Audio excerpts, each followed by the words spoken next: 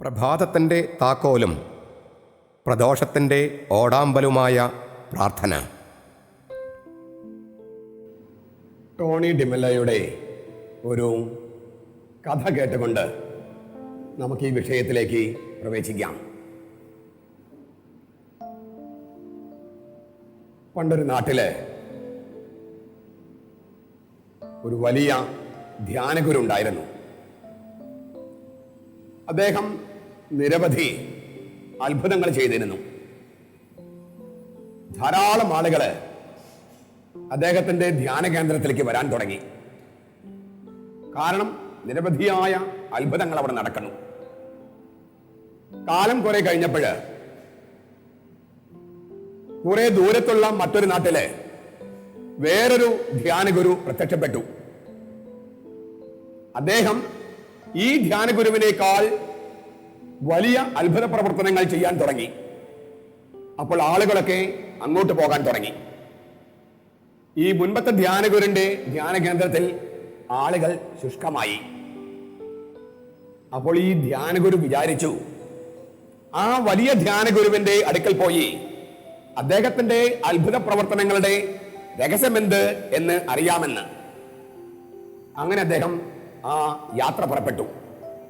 ദീർഘമായ യാത്ര. വളരെ ദിവസത്തെ യാത്ര കഴിഞ്ഞ് ഈ വലിയ ധ്യാനഗുരുവിന്റെ ധ്യാന കേന്ദ്രത്തിലെത്തി. മുമ്പത്തെ ധ്യാനഗുരു, ആ വലിയ ധ്യാനഗുരു തിരക്കിലായിരുന്നു. ഈ ധ്യാനഗുരുവിനെ കാണാനായിട്ട് അദ്ദേഹത്തിന് സമയം കിട്ടിയില്ല. അദ്ദേഹത്തിന്റെ ഏറ്റവും പ്രധാനപ്പെട്ട ശിഷ്യനെയാണ് ഈ ധ്യാനഗുരുവിനെ കാണാൻ കഴിഞ്ഞത്. അപ്പോൾ ഈ ധ്യാനഗുരു ആ ശിഷ്യനോട് ചോദിച്ചു, നിങ്ങളുടെ മഹാനായ ധ്യാനഗുരുവിന്റെ അത്ഭുത പ്രവർത്തനങ്ങളുടെ രഹസ്യമെന്ത്? അപ്പോൾ ആ ശിഷ്യൻ പറഞ്ഞു, അത്ഭുതങ്ങളോ? ഇവിടെ അത്ഭുതങ്ങൾ നടക്കുന്നെന്നോ? അദ്ദേഹം ഒരല്പനേരം കണ്ണുകൾ അടച്ചിട്ട് പറഞ്ഞു, ഒരു പക്ഷേ ഞങ്ങളുടെ നാട്ടിലെ വളരെ സാധാരണമായ സംഗതികള് നിങ്ങളുടെ നാട്ടില് അത്ഭുത പ്രവർത്തനമായിരിക്കാം. ഈ ധ്യാനഗുരു പറഞ്ഞു, എനിക്കങ്ങ് മനസ്സിലായില്ല, നിങ്ങൾ എന്താണ് പറഞ്ഞതെന്ന് ഒന്ന് വ്യക്തമാക്കിയാലും. അപ്പോൾ ആ ശിഷ്യൻ ഇങ്ങനെ വ്യക്തമാക്കി, സാധാരണമായി നമ്മൾ എന്താണ് ചെയ്യുക? നമ്മൾ ഒരു പദ്ധതി തയ്യാറാക്കുന്നു, അതിൻ്റെ ബജറ്റ് തയ്യാറാക്കുന്നു. നമ്മുടെ കൈപ്പിടിയിൽ ഒതുങ്ങാവുന്നതിലും വലിയ പദ്ധതിയും ബജറ്റുമാണ്. അതിനുള്ള പണം കണ്ടെത്തും, എവിടെ നിന്ന് കണ്ടെത്തും, അതിൻ്റെ മറ്റ് പ്രഭവങ്ങൾ എവിടെ നിന്ന് കണ്ടെത്തും എന്നെല്ലാം നമുക്ക് അറിഞ്ഞുകൂടാ. നമ്മൾ നമ്മുടെ പദ്ധതിയും ബജറ്റും എല്ലാം ദൈവത്തിന് മുമ്പിൽ കൊണ്ടുവന്ന് സമർപ്പിച്ച് പ്രാർത്ഥിക്കുന്നു. എവിടെ നിന്ന് പണമോ ഈ വിഭവങ്ങളോ കണ്ടെത്തുമോ എന്ന് നനച്ചിരിക്കാത്ത നമുക്ക് ദൈവം ഈ പദ്ധതിയും മറ്റും പൂർത്തിയാക്കാൻ പല കേന്ദ്രങ്ങളിൽ നിന്നും സഹായങ്ങൾ എത്തിക്കുന്നു. അപ്പോൾ നമ്മൾ വിചാരിക്കുന്നു, ദൈവം നമുക്ക് വേണ്ടി അത്ഭുതം ചെയ്തവെന്ന്. ഞങ്ങളുടെ ഗുരു നേരെ മറിച്ചാണ്. ഞങ്ങളുടെ ഗുരു ഒരു പദ്ധതിയും ബജറ്റും ദൈവത്തിന് മുമ്പിൽ അവതരിപ്പിക്കുന്നില്ല. മറിച്ച് ദൈവം തന്റെ പദ്ധതി ഞങ്ങളുടെ ഗുരുവിന്റെ മുമ്പിൽ വെക്കുന്നു.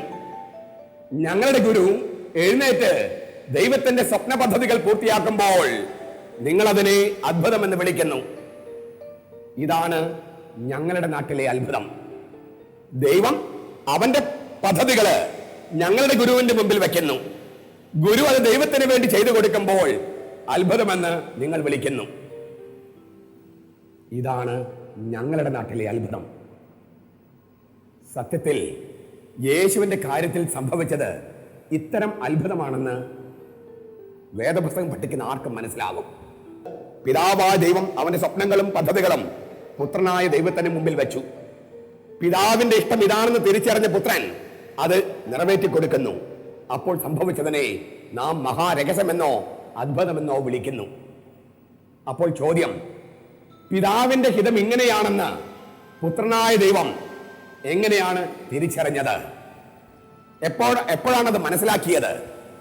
അത് മനസ്സിലാക്കിയ വിധത്തെ ബൈബിൾ വിളിക്കുന്ന പേരാണ് പ്രാർത്ഥന. നമ്മൾ തൃത്വത്തെക്കുറിച്ചുള്ള നമ്മുടെ പ്രബോധനത്തില് ദൈവം തൃത്വമാണെന്ന് നമ്മൾ മനസ്സിലാക്കിയത് പിതാവും പുത്രനും തമ്മിലുള്ള ബന്ധം പ്രാർത്ഥനയിൽ വെളിപ്പെട്ടത് എങ്ങനെ എന്ന ചോദ്യത്തിലൂടെയായിരുന്നു. നമ്മൾ ഒരു കാര്യം കൂടി തിരിച്ചറിയുകയാണ്, യേശു പ്രാർത്ഥിച്ചത് നമുക്കൊരു മാതൃക നൽകാൻ വേണ്ടി മാത്രമല്ല. തീർച്ചയായും യേശുവിന്റെ പ്രാർത്ഥനാ ജീവിതം നമുക്ക് മാതൃകയാണ്. എന്നാൽ നമുക്കൊരു മാതൃക നൽകാൻ വേണ്ടിയല്ല യേശു പ്രാർത്ഥിച്ചത്. പ്രത്യുത അവന് അത് അസ്തിത്വാത്മകമായ ഒരു ആവശ്യമായിരുന്നു. പുത്രനാകുന്നത് ഈ ബന്ധത്തിലാണ്, ഈ പ്രാർത്ഥനാ ബന്ധത്തിലാണ് പുത്രനാകുന്നത്. അതിനാൽ അവനായിരിക്കാൻ വേണ്ട ഏറ്റവും അവശ്യ ഘടകമായിരുന്നു പ്രാർത്ഥനയുടെ ഈ ബന്ധം.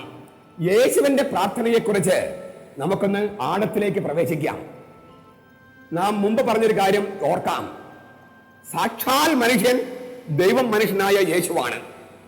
അവന്റെ രഹസ്യം അറിയുന്നത് നമ്മുടെ തന്നെ രഹസ്യം അറിയാൻ ഉപകരിക്കും. ആരാണ് ഞാൻ? ആ രഹസ്യം അറിയാൻ യേശുവിന്റെ രഹസ്യത്തെ പഠന വിധേയമാക്കുക. യേശുവിന്റെ പ്രാർത്ഥനയെ പഠന വിധേയമാക്കുമ്പോൾ ഞാൻ എങ്ങനെയാണ് പ്രാർത്ഥിക്കേണ്ടത്, ഈ പ്രാർത്ഥനയുടെ ബന്ധം എന്നിൽ എങ്ങനെയാണ് പ്രവർത്തിക്കേണ്ടത് എന്ന് നാം തിരിച്ചറിയും. യേശുവിന്റെ പ്രാർത്ഥനാ ജീവിതത്തെ രണ്ട് തട്ടിൽ നിന്നുകൊണ്ട് നമുക്ക് കാണാം. യേശു ഒരു യഹൂദ കുടുംബത്തിലാണല്ലോ ജനിച്ചത്. അപ്പോൾ ഒരു ഭക്ത യഹൂദൻ എന്ന നിലയിൽ യേശു പ്രാർത്ഥിച്ചിട്ടുണ്ട്. ആ പ്രാർത്ഥനകള് നമുക്കൊന്ന് പരിശോധിക്കാം. രണ്ടാമതായി, അവൻ ലോകത്തിന്റെ രക്ഷകനാണ്. മിശിഹ, ക്രിസ്തു, ദൈവത്തിന്റെ അഭിഷിക്തൻ, ദൈവത്തിന്റെ പദ്ധതികൾ പൂർത്തിയാക്കാൻ വേണ്ടി ഇറങ്ങിത്തിരിച്ചവൻ. അപ്പോൾ മിശിഹ എന്ന നിലയിൽ യേശു എങ്ങനെ പ്രാർത്ഥിച്ചു? ഈ രണ്ട് കാര്യങ്ങളാണ് നമ്മൾ ചർച്ച ചെയ്യുക. അപ്പോൾ ആദ്യം, ഒരു ഭക്ത യഹൂദൻ എന്ന നിലയിൽ യേശു പ്രാർത്ഥിച്ചത് എങ്ങനെ? 3 തരത്തിലുള്ള പ്രാർത്ഥനകളാണ് നാം അവിടെ കാണുക. ഒന്നാമതായി, ലൂക്കായുടെ സുവിശേഷം 4-ാമത്തെ അധ്യായം 16-ാം വാക്യത്തിൽ നമ്മൾ ഇങ്ങനെ വായിക്കുന്നു: ഒരു സാബത്ത് ദിവസം പതിവ് പോലെ അവൻ സിനഗോഗിൽ പോയി. അവിടെ നമ്മുടെ ശ്രദ്ധ ആകർഷിക്കുന്ന വാക്ക് പതിവ് പോലെ എന്നാണ്. As was his custom. പതിവ് പോലെ എല്ലാ സാബത്തിലും അവൻ സിനഗോഗിൽ പോകാറുണ്ട്. ആ സാബത്ത് നാളിലും സിനഗോഗിൽ പോയി എന്നാണ്. 1-ാം നൂറ്റാണ്ടിലെ സിനഗോഗിലെ പ്രാർത്ഥന എങ്ങനെയായിരുന്നുവെന്ന് കൃത്യമായ തെളിവുകൾ നമ്മുടെ പക്കലില്ല. എന്നാലും ഏകദേശം ഇങ്ങനെയൊക്കെ ആയിരുന്നു എന്ന് ഊഹിക്കാൻ നമുക്ക് സാധിക്കും. സങ്കീർത്തനങ്ങളിൽ നിന്നുള്ള ആലാപനം, പഴയ നിയമത്തിലെ പഞ്ചഗ്രന്ഥത്തിൽ നിന്നും പ്രവാചക ഗ്രന്ഥങ്ങളിൽ നിന്നുള്ള വായനകള്, അതേക്കുറിച്ചുള്ള വ്യാഖ്യാനം ആവശ്യമായിരിക്കുന്നതിന് കാരണം ഹെബ്രായ ഭാഷയിലാണ് തിരുവചനം വായിക്കുക. സാധാരണക്കാർക്ക് ഹെബ്രായ ഭാഷ പരിചിതമില്ല. അവർ സംസാരിക്കുന്നത് അരമായ ഭാഷയാണ്. നമ്മുടെ നാട്ടിലെ സുറിയാനിയോട് സാമ്യം. ഹെബ്രായ ഭാഷയിലെ വേദഗ്രന്ഥം വായിക്കുന്ന വ്യക്തി അരമായ ഭാഷയില്, സുറിയാനി ഭാഷയില് അതിന് വ്യാഖ്യാനം കൊടുക്കണം. അപ്പോഴാണ് സാധാരണക്കാർക്ക് മനസ്സിലാകൂ. താർഗും എന്നാണ് അതിനെ വിളിക്കുക, അരമായ ഭാഷയിലുള്ള വ്യാഖ്യാനം. അത് കഴിഞ്ഞ് വീണ്ടും സങ്കീർത്തനങ്ങളും പ്രാർത്ഥനകളും, അത് കഴിഞ്ഞ് പുരോഹിതൻ ഹാജരുണ്ടെങ്കിൽ പുരോഹിതന്റെ ആശീർവാദം. ഇതാണ് സിനഗോഗിലെ ശുശ്രൂഷ. അന്ന് പതിവ് പോലെ സിനഗോഗിൽ പോയ യേശു 2-ാമത്തെ വായന വായിക്കാനായിട്ട് ക്ഷണിക്കപ്പെട്ടു.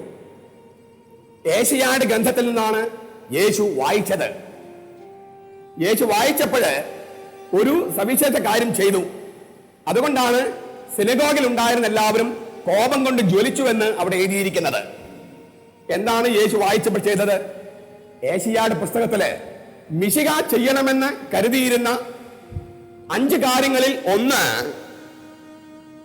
പുറജാതിക്കാർക്കെതിരെ യുദ്ധം പ്രഖ്യാപിക്കുക എന്നതായിരുന്നു. ആ വാചകം വന്നു കഴിഞ്ഞപ്പോൾ യേശു വായിക്കാൻ വിസമ്മതിച്ചു. പുറജാതിക്കാർക്കെതിരെ, വിജാതിയർക്കെതിരെ യുദ്ധം പ്രഖ്യാപിക്കുക എന്ന വചനം യേശു വായിച്ചില്ല. ജനം ഇറഞ്ഞു കഴിഞ്ഞപ്പോൾ യേശു വ്യാഖ്യാനിച്ചു, ഞാൻ ചെയ്യുന്നതിൽ തെറ്റൊന്നുമില്ല. 2 കഥകളാണ് യേശു പറഞ്ഞത്. ഏലിയ പ്രവാചകന്റെയും ഏലീഷ പ്രവാചകന്റെയും. ഏലിയ പ്രവാചകന്റെ കാലത്ത് നാട്ടിൽ ക്ഷാമമുണ്ടായപ്പോഴ് ഏലിയ അയക്കപ്പെട്ടത് സറേസ്തായിലെ ഒരു വിധവയുടെ അടുക്കലേക്കാണ്. പുറജാതിക്കാരി പെണ്ണാണ് ഏലിയ പ്രവാചകനെ ഭക്ഷണം കൊടുത്ത് ശുശ്രൂഷിച്ചത്. ആ പുറജാതിക്കാർക്കെതിരെ ഞാൻ യുദ്ധം പ്രഖ്യാപിക്കണോ? നിങ്ങൾ പ്രവാചകന്മാരും പുറജാതിക്കാരുടെ അടുത്തേക്കല്ലേ പോയത്? ഏലീഷ പ്രവാചകന്റെ കാലത്ത് ഒരുപാട് കുഷ്ഠരോഗികളുണ്ടായിരുന്നു. എന്നാൽ നാമാൻ എന്ന സിറിയക്കാരൻ പുറജാതിക്കാരനല്ലാതെ മറ്റാരും സൗഖ്യമാക്കപ്പെട്ടില്ല. ഏലീഷ പ്രവാചകൻ പുറജാതിക്കാരെയല്ലേ സൗഖ്യപ്പെടുത്തിയത്?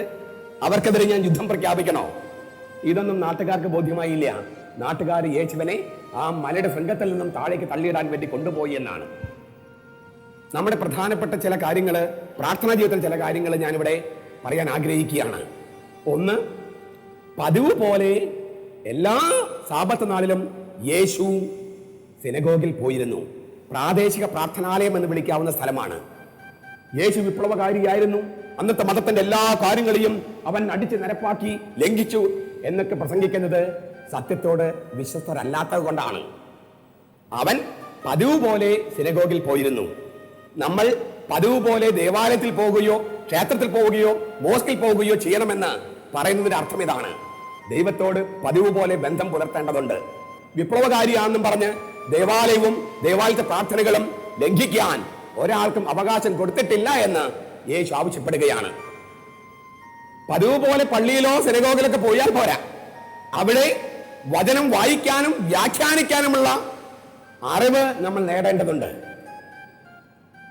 അന്ന് സിനഗോഗിൽ വന്ന യേശുവിനെ വചനം വായിക്കാനും വ്യാഖ്യാനിക്കാനും ക്ഷണിച്ചു എന്നാണ്. പ്രാർത്ഥനാ ജീവിതത്തിന്റെ ഭാഗമാണ് വചനം വായിക്കുകയും പഠിക്കുകയും വ്യാഖ്യാനിക്കുകയും ചെയ്യുക.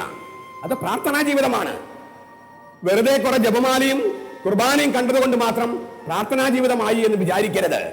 ദൈവവചനം വായിക്കുകയും പഠിക്കുകയും വ്യാഖ്യാനിക്കുകയും അങ്ങനെ ഞാൻ തന്നെയും മറ്റുള്ളവരും ദൈവത്തിലേക്ക് അടുക്കുകയും ചെയ്യുമ്പോഴാണ്, അപ്പോഴാണ് പ്രാർത്ഥനാ ജീവിതം ഫലമണിയുന്നത്. യേശു അങ്ങനെ ചെയ്തിരുന്നു. ഇത് കേൾക്കുന്ന പുരോഹിതന്മാർക്കും സിസ്റ്റേഴ്സിനും എനിക്കൊരു നിർദ്ദേശമുണ്ട്. യേശു ഹെബ്രായ ഭാഷയിലെ വചനം വായിക്കുകയും അവർക്ക് ജനങ്ങൾക്ക് മനസ്സിലാക്കുന്ന ഭാഷയിൽ വചനം വ്യാഖ്യാനിക്കുകയും ചെയ്തു. ഞാൻ ഈ പ്രഭാഷണത്തിൽ പലയിടത്തും മൗലിക കൃതിയിലെ ഹെബ്രായ ഭാഷയിലെയോ ഗ്രീക്ക് ഭാഷയിലെയോ വാക്കുകൾ ഉപയോഗിക്കുകയും പരിഭാഷയിലെ പ്രശ്നങ്ങളുണ്ട് എന്ന് പറയുകയും ചെയ്തിരുന്നു. എന്റെ വിചാരമനുസരിച്ച് എല്ലാ വൈദികരും അതിന് ഒഴികഴിവില്ല. ഹെബ്രായ ഭാഷയിലെ വചനം വായിക്കാനും പഴയ നിയമം വായിക്കാനും ഗ്രീക്ക് ഭാഷയിൽ പുതിയ നിയമം വായിക്കാനും വ്യാഖ്യാനിക്കാനും പ്രാപ്തിയുള്ളവരായിരിക്കണം. അങ്ങനെ പ്രാപ്തിയുള്ളവരെ മാത്രമേ പട്ടം കൊടുത്ത് അഭിഷേകം ചെയ്യാൻ പാടുള്ളൂ. കാരണം വചനത്തിന്റെ രഹസ്യത്തിലേക്ക് ഇറങ്ങാതെ കൂദാശയുടെ രഹസ്യത്തിലേക്ക് എങ്ങനെ ഇറങ്ങും? കൂദാശയുടെയും വചനത്തിന്റെ രഹസ്യത്തിലേക്ക് ഇറങ്ങാതെ ദൈവം എന്തെന്നും യേശു എന്തെന്നും ജനങ്ങളോട് എങ്ങനെ പറയും? അതറിയാതെ മനുഷ്യരാണ് ആരാണ് എന്ന രഹസ്യം എങ്ങനെയാണ് നമ്മൾ തിരിച്ചറിയുക? അപ്പൊ പ്രാർത്ഥനാ ജീവിതം എന്ന് പറഞ്ഞാൽ രാവിലെ മുതൽ വൈകിട്ട് വരെ 12 കുർബാന ചൊല്ലുന്നതല്ല. മറിച്ച് വചനം പഠിക്കാനും വായിക്കാനും വ്യാഖ്യാനിക്കാനും അത് കുത്തിയിരുന്ന് ചെയ്യണം. അത് പ്രാർത്ഥനാ ജീവിതത്തിന്റെ പ്രധാനപ്പെട്ട ഒരു ഭാഗമാണ്. യേശുവിന്റെ പ്രാർത്ഥനയുടെ അടുത്തൊരു ഘട്ടം മനസ്സിലാക്കുമ്പോൾ എനിക്ക് തോന്നുന്നു ഇത് അരക്കിട്ടുറപ്പിക്കാവുന്ന ഒരു ബോധ്യത്തിലേക്ക് നമ്മൾ എത്തും. അതിനു മുമ്പ് പ്രായോഗികമായ ഒരു ചിന്ത കൂടി ഞാൻ പങ്കുവെക്കട്ടെ. ഈ പ്രഭാഷണം കേൾക്കുന്നവർക്ക് ഒരു തീരുമാനമെടുക്കാൻ സാധിക്കുമെന്നുള്ള പ്രതീക്ഷയിൽ എങ്ങനെയാണ് ഈ ഭാഷകളെല്ലാം പഠിക്കുക എന്നായിരിക്കും ചോദ്യം. കുട്ടികളായിരിക്കുമ്പോഴേ ഭാഷകൾ പഠിപ്പിക്കണമെന്നാണ്. 1962 വരെ കേരളത്തിലെ അച്ഛന്മാര് സുറിയാനി ഭാഷയിലല്ലേ കുർബാന ചൊല്ലിയിരുന്നത്.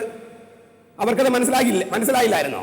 സെമിനാരിയിൽ ചേരുന്ന വർഷം തന്നെ അത്യാവശ്യം ഭാഷകളുടെ അക്ഷരമാലയെങ്കിലും പഠിപ്പിക്കണം.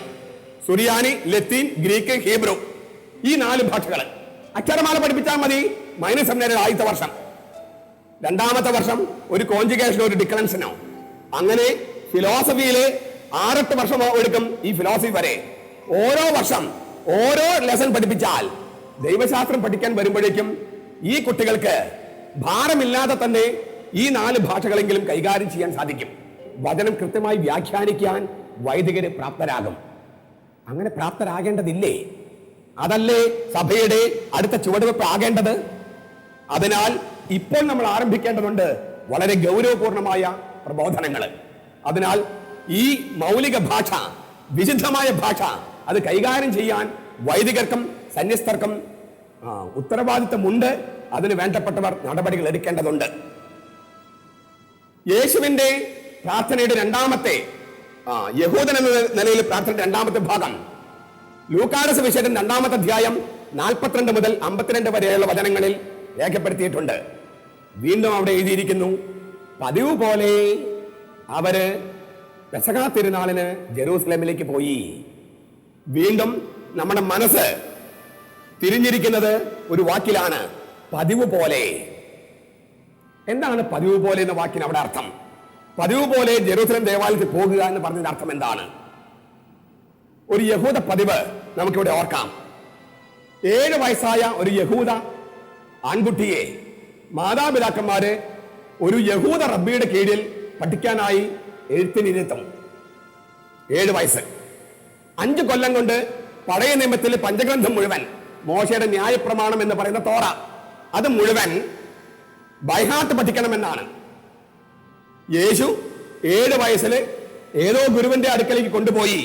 ആ ഗുരുവിന്റെ പേര് നമുക്കറിയില്ല. എങ്കിലും തോമസിന്റെ ശൈശവ സുവിശേഷം എന്ന് അറിയപ്പെടുന്ന ഒരു അപ്രാമാണിക സുവിശേഷത്തില് ഇങ്ങനെ യേശുവിനെ ജോസഫ് പഠിപ്പിക്കാൻ കൊണ്ടുപോകുന്ന കഥകൾ എഴുതിയിട്ടുണ്ട്. അതിലെ കഥകൾ പലതും നിറം പഠിപ്പിച്ച കഥകളായതുകൊണ്ട് വിച്ഛേദിക്കാൻ കൊള്ളില്ലെങ്കിലും യേശു ഏതോ ഗുരുവിന്റെ കാൽക്കലിരുന്ന് പഠിച്ചു എന്ന വിശ്വാസം, അല്ലെങ്കിൽ ആ പാരമ്പര്യം, അത് ശക്തമാണ്. അങ്ങനെ 5 കൊല്ലം കൊണ്ട് വേദഗ്രന്ഥം മുഴുവൻ മനഃപാഠമാക്കുന്ന കുട്ടിയെ ദേവാലയത്തേക്ക് കൊണ്ടുവരികയാണ്. ആ കൊണ്ടുവരുന്ന രീതി ഇങ്ങനെയാണ്: ബൈബിളിന്റെ ഒരു ചുരുള് കുട്ടിയുടെ തോളിൽ വെച്ചു കൊടുക്കും. അങ്ങനെ അവൻ ദേവാലയത്തിലേക്ക് ഈ ചുരുളുമായി നടന്നെടുക്കണം. അവിടെ വചനപീഠമുണ്ട്, ആംബോ ബേമ എന്ന് പറയുന്ന വചനപീഠം. അവിടെ ഈ ചുരുള് ആഘോഷമായി പ്രതിഷ്ഠിക്കണം. നമ്മുടെ കുർബാനയില് ആഘോഷമായി സുവിശേഷം കൊണ്ടുവരുന്നതും അതിന് മാലയടിക്കുന്നതൊക്കെ ഇതിന്റെ ബാക്കി പത്രമാണ്. അങ്ങനെ ചുരുള് പീഠത്തിൽ സ്ഥാപിച്ചു കഴിഞ്ഞാൽ കുട്ടിയുടെ സാമ്പത്തിക നില അനുസരിച്ച് ചില ബലികൾ അർപ്പിക്കണം. പണമുള്ള വീട്ടിലെ കുട്ടിയാണെങ്കിൽ ഒരു ആട്ടിൻകുട്ടിയെ ദേവാലയത്തിന് കൊടുക്കണം. പാവപ്പെട്ട വീട്ടിലെ കുട്ടികളാണെങ്കിൽ ഒരു ജോഡി ചങ്ങാലിയെയോ പ്രാവിൻ കുഞ്ഞുങ്ങളെയോ ബലിയായി കൊടുക്കണം. അങ്ങനെ കൊടുത്തു കഴിഞ്ഞാൽ പിന്നെ ഒരു പരീക്ഷയാണ്. ആ കുട്ടി ഈ റബ്ബിമാരുടെ ഇടയിലിരുന്ന് റബ്ബിമാർ ചോദിക്കുന്ന ചോദ്യങ്ങൾക്ക് മറുപടി കൊടുക്കുകയും റബ്ബിമാരോട് വ്യക്തതയ്ക്ക് വേണ്ടി ചോദ്യങ്ങൾ ചോദിക്കുകയും വേണം. ഒരു വൈവോ പരീക്ഷ. അങ്ങനെ യേശു ഈ ചുരുള് പീഠത്തിൽ സ്ഥാപിച്ച് ബലികൾ അർപ്പിച്ച് ഉപാധ്യായന്മാരുടെ ഇടയിലിരുന്ന് അവരോട് ചോദ്യങ്ങൾ ചോദിക്കുകയൊക്കെ ചെയ്തപ്പോഴാണ് മറിയവും ജോസഫും അവനെ ദേവാലയത്തിൽ കണ്ടെത്തിയത്.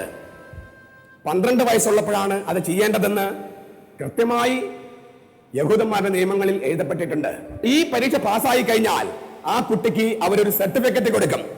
ആ സർട്ടിഫിക്കറ്റിന്റെ പേര് സുറിയാനി ഭാഷയില് ബർ മിത്സ്വ എന്നാണ്. ബർ മിത്സ്വ. മിത്സ്വ എന്ന് പറഞ്ഞാൽ കമാൻഡ്മെന്റ്, കൽപ്പനകള്. ബർ എന്ന് പറഞ്ഞാൽ സുറിയാനി ഭാഷയില് മകൻ. അപ്പോൾ ബർ മിത്സ്വ എന്ന് പറഞ്ഞാൽ കൽപ്പനകളുടെ മകൻ. ഇത് ബാറല്ല, ബർ ആണ്. അപ്പോൾ കൽപ്പനകളുടെ മകനായിട്ട് അവൻ അംഗീകരിക്കുകയാണ്. അന്ന് അവൻ ഒരു ചെറിയ വ്രതമെടുക്കണം. 1 വർഷത്തേക്ക് നീണ്ടു നിൽക്കുന്ന വ്രതം. വേദപുസ്തകത്തിലെ തിരുവചനങ്ങളുടെ ശുശ്രൂഷകനാകാം എന്നാണ് 12 വയസ്സില് യഹൂദ ആൺകുട്ടി വ്രതമെടുക്കുന്നത്. വീണ്ടും 13-ാമത്തെ വയസ്സില് ഇതേപോലെ കർമ്മമനുഷ്ഠിച്ച് ഈ കർമ്മത്തിന്റെ അവസാനത്തില് നിത്യമായൊരു വ്രതമെടുക്കണം. തിരുവചനത്തിന്റെ ശുശ്രൂഷകനാകാം എന്ന് നിത്യമായൊരു വ്രതമെടുക്കേണ്ടതുണ്ട് ശിശു 13 വയസ്സുള്ളപ്പോൾ. 13 വയസ്സിലാണ് പിന്നീട് ഈ വ്രതം കഴിഞ്ഞിട്ടാണ് പിന്നീട് മനസ്സമ്മതവും കല്യാണവും ഒക്കെ നടക്കുന്നത്. ആദ്യം തിരുവചനത്തിന് ശുശ്രൂഷകനാകുന്ന കുട്ടിക്കാണ് കല്യാണത്തിലേക്ക് പ്രവേശിക്കാനും മക്കളുണ്ടാകാനുമുള്ള യോഗ്യതയൊക്കെയായി എബ്രായ പാരമ്പര്യം നമ്മെ പഠിപ്പിക്കുന്നത്. യേശു അങ്ങനെ തിരുവചനം പഠിച്ചിരുന്നു. ഒരു ഗുരുവിന്റെ കാൽക്കലിരുന്ന് തിരുവചനം പഠിക്കുകയും ഇങ്ങനെ കൽപ്പനകളുടെ മകനായി മാറുകയും ചെയ്തിരുന്നു. യേശുവിന്റെ പ്രാർത്ഥനാ ജീവിതത്തിന്റെ മറ്റൊരു വശമല്ലേ നമ്മൾ കാണുന്നത്? ഞാൻ മുമ്പ് പറഞ്ഞ അതേ ആശയത്തെ ഒന്നുകൂടി ദൃഢപ്പെടുത്തുകയല്ലേ ഏത്? തിരുവചനങ്ങൾ പഠിക്കുകയും ആ തിരുവചനത്തിന് ശുശ്രൂഷകനായി തന്നെ പ്രതിഷ്ഠിക്കുകയുമല്ലേ യേശുവിന്റെ പ്രാർത്ഥനാ ജീവിതത്തിന്റെ പ്രധാനപ്പെട്ട ഒരു വശം. മൂന്നാമതായി യഹൂദൻ എന്ന നിലയിൽ മൂന്നാമതായി യേശു പ്രാർത്ഥിച്ചത് ഇങ്ങനെയാണ്: കുടുംബ പ്രാർത്ഥന. എന്താണ് യഹൂദന്റെ കുടുംബ പ്രാർത്ഥന? ഭക്ഷണത്തിന് മുമ്പും പിമ്പുമുള്ള പ്രാർത്ഥനയ്ക്കാണ് കുടുംബ പ്രാർത്ഥന എന്ന് പറയാം. നമ്മൾ നോക്കുക, ഏത് ഭക്ഷണത്തിരിക്കുന്നതിന് മുൻപും പിമ്പും യേശു പ്രാർത്ഥിക്കുന്നതായി ധാരാളം പാരമ്പര്യമുണ്ട് സുവിശേഷങ്ങളിൽ. ഭക്ഷണത്തിന് മുമ്പും പിമ്പും കുടുംബത്തിൽ യേശു പ്രാർത്ഥിച്ചിരുന്നു, കുടുംബ പ്രാർത്ഥന യേശു ചൊല്ലിയിരുന്നു. ഈ മൂന്ന് പ്രധാനപ്പെട്ട പ്രാർത്ഥനകളാണ് യഹൂദൻ എന്ന നിലയിൽ യേശു നിറവേറ്റിയത്. മിശിഹ എന്ന നിലയിൽ യേശുവിന്റെ പ്രാർത്ഥനയെക്കുറിച്ച് നമുക്കൊന്ന് ചിന്തിക്കാം. മിശിഹ എന്ന നിലയിൽ യേശുവിന്റെ പ്രാർത്ഥനയെ നമുക്ക് എങ്ങനെ വർഗീകരിക്കാം? ഒന്നാമതായി, പ്രധാനപ്പെട്ട പ്രബോധനങ്ങൾക്ക് മുൻപ് യേശു പ്രാർത്ഥിക്കുന്നുണ്ട്. Jesus prayed before important messianic words. പ്രധാനപ്പെട്ട ചില തിരുവചനങ്ങൾ കൊടുക്കുന്നതിന് മുൻപ് യേശു പ്രാർത്ഥിക്കുന്നു. ഒരു ഉദാഹരണം ലൂക്കായുടെ സുവിശേഷം 11-ാം അധ്യായമാണ്. യേശു ഒരു സ്ഥലത്ത് പ്രാർത്ഥിച്ചു കൊണ്ടിരിക്കുകയായിരുന്നു. അപ്പോൾ ശിഷ്യന്മാർ വന്നു. അവൻ പ്രാർത്ഥന അവസാനിക്കാൻ അവര് കാത്തുനിന്നു. പ്രാർത്ഥന കഴിഞ്ഞപ്പോൾ ശിഷ്യന്മാരിൽ ഒരുവൻ യേശുവിനോട് പറഞ്ഞു, ഞങ്ങളെയും പ്രാർത്ഥിക്കാൻ പഠിപ്പിച്ചാലും. അപ്പോൾ യേശു ഇങ്ങനെ അവരെ പഠിപ്പിച്ചു: സ്വർഗസ്ഥനായ ഞങ്ങളുടെ പിതാവേ എന്ന് പറഞ്ഞ് പ്രാർത്ഥിക്കുക. അങ്ങനെയാണ് മനോഹരമായ കർത്തൃപ്രാർത്ഥന നമുക്ക് ലഭിച്ചത്. പ്രാർത്ഥനയെക്കുറിച്ച് പഠിപ്പിക്കുന്നതിന് മുൻപ് യേശു പ്രാർത്ഥിക്കുകയായിരുന്നു. യേശുവിന്റെ കാര്യത്തിൽ നമുക്ക് എങ്ങനെ പറയാം? He prayed to teach and he taught to pray. അവൻ പഠിപ്പിക്കുന്നതിന് മുൻപ് പ്രാർത്ഥിച്ചു, പ്രാർത്ഥിക്കേണ്ടത് എങ്ങനെയെന്ന് പഠിപ്പിച്ചു. പ്രധാനപ്പെട്ട പ്രബോധനങ്ങൾ നൽകുന്നതിന് മുൻപ് യേശു പ്രാർത്ഥിച്ചിരുന്നു. രണ്ടാമതായി, പ്രധാനപ്പെട്ട പ്രവർത്തനങ്ങൾക്ക് മുമ്പ്, മിശിഹായുടെ പ്രവർത്തനങ്ങൾക്ക് മുൻപ് യേശു പ്രാർത്ഥിച്ചിരുന്നു. Jesus prayed before important messianic deeds. മിശിഹ എന്ന നിലയിൽ യേശുവിന്റെ പ്രവർത്തനങ്ങൾക്ക് മുൻപ്. വീണ്ടും ഉദാഹരണമായി ലൂക്കായുടെ സുവിശേഷം 9-ാം അധ്യായമാണ്. പത്രോസിന്റെ വിശ്വാസ പ്രഖ്യാപനം എന്ന് പറയുന്ന മിശിഹ പ്രവർത്തനമാണ് നമ്മൾ അവിടെ കാണുക. അതിന് ആമുഖമായി ലൂക്ക പറയുന്നത് യേശു പ്രാർത്ഥിക്കുകയായിരുന്നു. പത്രോസ് വിശ്വാസം പ്രഘോഷിച്ചു. പത്രോസിന്റെ വിശ്വാസ പ്രഖ്യാപനം യേശുവിന്റെ പ്രാർത്ഥനയുടെ ഫലമായിരുന്നുവെന്നാണ് ലൂക്ക പറഞ്ഞു വെക്കുക. യേശു പ്രാർത്ഥിച്ചപ്പോൾ പത്രോസ് വിശ്വാസം പ്രഖ്യാപിക്കുകയാണ്. ഞാൻ ആവർത്തിക്കട്ടെ, യേശുവിന്റെ പ്രാർത്ഥനയുടെ ഫലമാണ് പത്രോസിന്റെ വിശ്വാസ പ്രഖ്യാപനം. മിശിഹായുടെ പ്രവർത്തനത്തിൽ വളരെ നിർണായകമായ ഒരു ചുവടുവെപ്പാണ് പത്രോസിന്റെ വിശ്വാസ പ്രഖ്യാപനം. നമ്മളത് മറ്റൊരു പ്രഭാഷണത്തിൽ കാണാനിരിക്കുന്നു. സഭയെ സംബന്ധിച്ചും യേശുവിനെ സംബന്ധിച്ചും വളരെ പ്രധാനപ്പെട്ട ഒരു മിശിഹ പ്രവർത്തനമായിരുന്നു പത്രോസിന്റെ വിശ്വാസ പ്രഖ്യാപനം. അത് സംഭവിച്ചത് യേശു പ്രാർത്ഥിച്ചത് കൊണ്ടാണെന്ന് ലൂക്ക പറഞ്ഞു വെക്കുന്നു. മൂന്നാമതായി, പ്രധാനപ്പെട്ട സംഭവങ്ങൾക്ക് മുമ്പ് യേശു പ്രാർത്ഥിക്കുകയായിരുന്നു. ഏതാനും സംഭവങ്ങളിലൂടെ നമുക്കൊന്ന് കടന്നു പോകാം.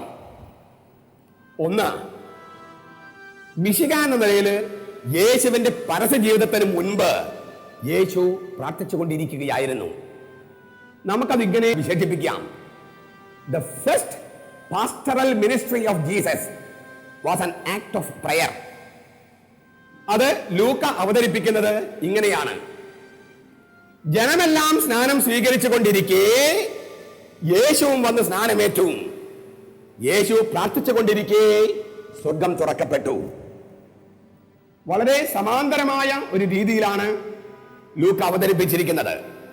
യേശുവിന്റെ ആദ്യത്തെ അജപാലനപരമായ പ്രവൃത്തി പ്രാർത്ഥനയാണെന്നും ആ പ്രാർത്ഥന ഇങ്ങനെയായിരുന്നുവെന്നും സമാന്തരമായിട്ടുള്ള ഒരു ഘടനയിൽ ലൂക്ക അവതരിപ്പിച്ചിരിക്കുകയാണ്. ജനമെല്ലാം സ്നാനം സ്വീകരിച്ചു കൊണ്ടിരിക്കെ യേശുവും വന്ന് സ്നാനമേറ്റു. ജനം മുഴുവൻ, ആ മുഴുവൻ എന്ന വാക്ക് എനിക്ക് തോന്നുന്നു മലയാള പരിഭാഷയിൽ മുഴുവൻ എന്ന വാക്ക് എഴുതിയിട്ടില്ല. പക്ഷെ വളരെ പ്രധാനപ്പെട്ട ഒരു വാക്കാണത്. അത് എങ്ങനെയോ അത് എഴുതാതെ പോയിട്ടുണ്ട്. ജനം മുഴുവൻ, ലൂക്കായുടെ സുവിശേഷത്തില് ജനം മുഴുവൻ എന്ന വാക്ക് മനസ്സിലാക്കണമെങ്കിൽ ചരിത്രത്തെക്കുറിച്ചുള്ള ലൂക്കായുടെ വീക്ഷണം നമ്മൾ തിരിച്ചറിയേണ്ടതുണ്ട്. ലൂക്കായുടെ സുവിശേഷത്തിലും ലൂക്ക എഴുതിയ രണ്ടാമത്തെ വാല്യമായ അപ്പസ്തോല നടപടിയിലും ചരിത്രത്തെ മൂന്നായി തിരിക്കുന്നുണ്ട്. നമുക്കതൊന്ന് കാണാം. ലൂക്ക ചരിത്രത്തെ മൂന്നായി മുറിക്കുകയാണ്. ടൈം ഓഫ് ദ പ്രോഫറ്റ്സ്, പ്രവാചകന്മാരുടെ കാലയളവാണ് ഒന്നാമത്തത്, പ്രവാചകന്മാരുടെ കാലയളവ്. രണ്ട്, ടൈം ഓഫ് ജീസസ്, യേശുവിന്റെ കാലയളവാണ് രണ്ടാമത്തത്. മൂന്ന്, ടൈം ഓഫ് ദ ചർച്ച്, സഭയുടെ കാലയളവ്. ലൂക്കായുടെ സുവിശേഷത്തിലെ 1-ാമത്തെ അധ്യായം 5 മുതൽ 3-ാമത്തെ അധ്യായം 20 വരെ നോക്കിയാൽ നമ്മൾ കണ്ടുമുട്ടുന്നത് പഴയ നിയമത്തിലെ പ്രവാചകന്മാരെ മാത്രമാണ്. സക്കറിയ, എലിസബത്ത്, ജോസഫ്, മറിയം, ശിമയോൻ, അന്ന, സ്നാപയോഹന്നാൻ, ഇവരെല്ലാവരും പഴയ നിയമത്തിലെ പ്രവാചകന്മാരാണ്.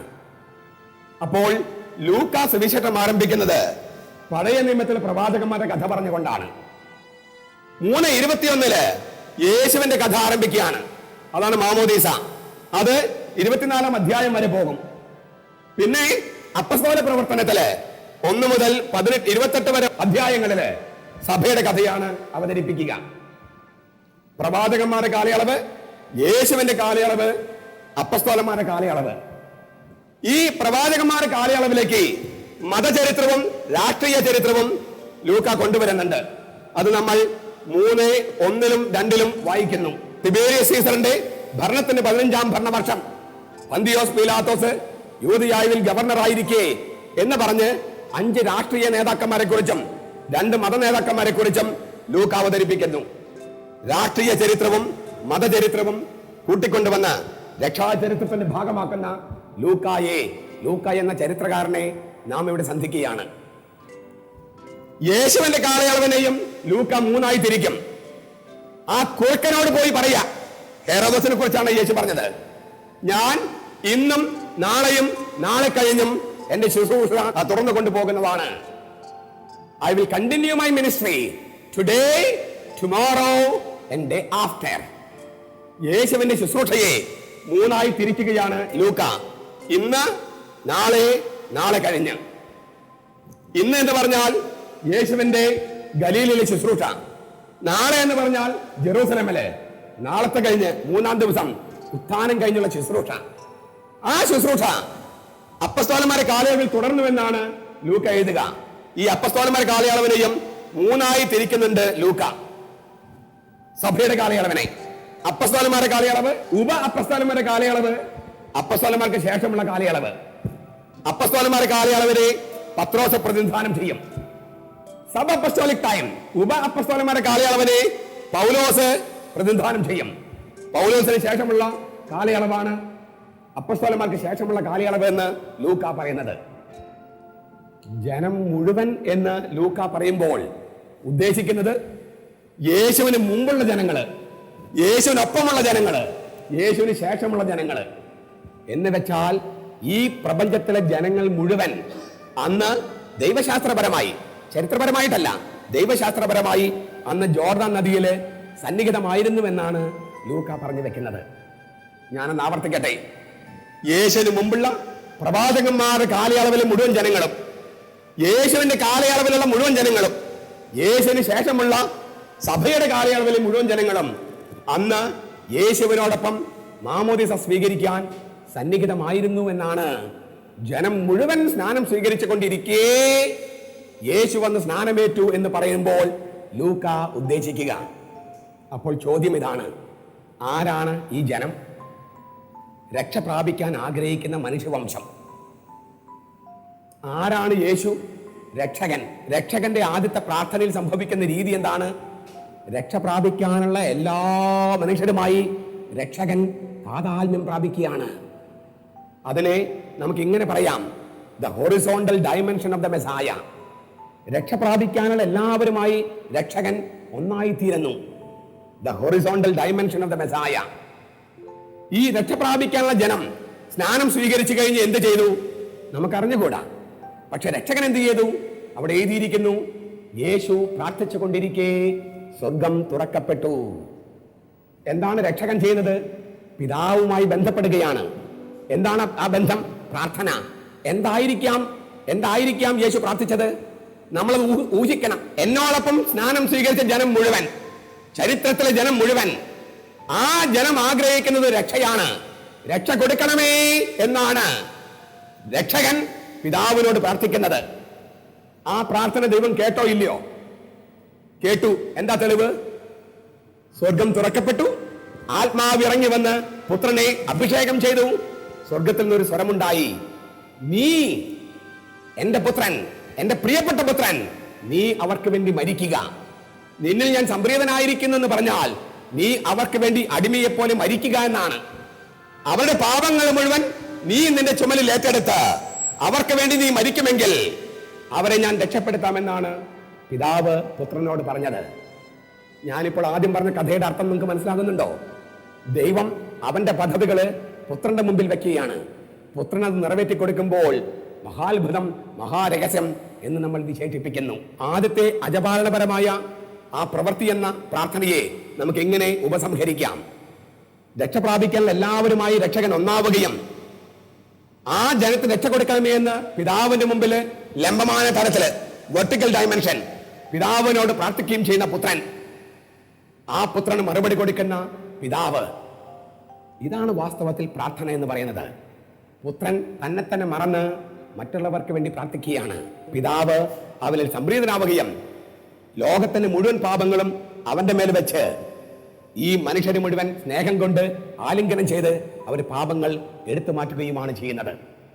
യേശുവിന്റെ ആദ്യത്തെ അജപാലനപരമായ പ്രവൃത്തി പ്രാർത്ഥനയായിരുന്നു.